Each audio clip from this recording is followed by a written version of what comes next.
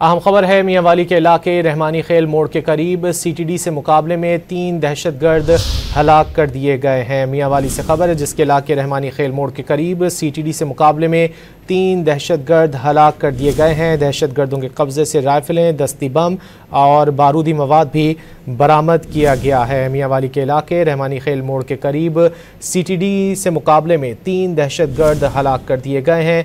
दहशतगर्दों के कब्जे से राइफलें, दस्ती बम और बारूदी मवाद बरामद किया गया है।